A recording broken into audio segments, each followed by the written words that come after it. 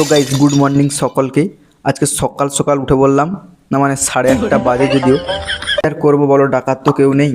উঠে দেখি না আকাশের এই অবস্থা, মেঘাচ্ছন্ন আকাশ, দেখতে কিন্তু খুব ভালোই লাগছে, কিন্তু আমাকে তো স্কুলে যেতে হবে। তাই ঝটপট গা হাত ধুয়ে বেরিয়ে পড়লাম স্কুল যাব বলে। কিন্তু হঠাৎ দেখি ঝমঝমিয়ে বৃষ্টি পড়তে শুরু করলো। তাই আমিও আর বেশি দেরি না করে জামা প্যান্ট খুলে ফেললাম, না মানে প্যান্টটা ছিল। তারপর আমি চলে গেলাম দীর্ঘ একটা শীত ঘুমে। ঘুম থেকে উঠে ব্লগটাকে আবার কন্টিনিউ করলাম। তারপর দুপুরের ডিনারটা সেরে নিলাম, না মানে লাঞ্চটা সেরে নিলাম। লাঞ্চটা সেরে আমি হালকা করে বেরিয়ে পড়েছিলাম ঘুরু ঘুরু করতে। গিয়ে দেখি খেলার মাঠের পরিস্থিতি এতটাই খারাপ যে কেউ খেলতেই আসেনি। কি আর করব, দেরি না করে আমিও মাঠের এই পরিস্থিতি দেখে বাড়ি চলে এলাম। রাস্তার চারিদিক তো জলে ভিজে আছে, কি আর করা যাবে।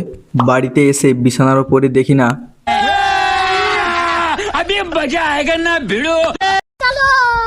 তাই আর দেরি না করে দোকানে চলে এলাম। দোকানদার বলল, দোকানটাই দিয়ে দাও, না মানে 50-50 দাও। তারপর আমি আমার দরকারি জিনিসপত্রগুলো নিয়ে নিলাম। তারপর বাড়িতে এসে আমার বোনকে দুটো বিস্কুট দিয়ে ভিডিও করার জন্য তাকে ফোনটা দিলাম। ফোনটা ধরিয়ে দিয়ে বাদবাকি বিস্কুটগুলো আমি একাই সেঁটে দিলাম।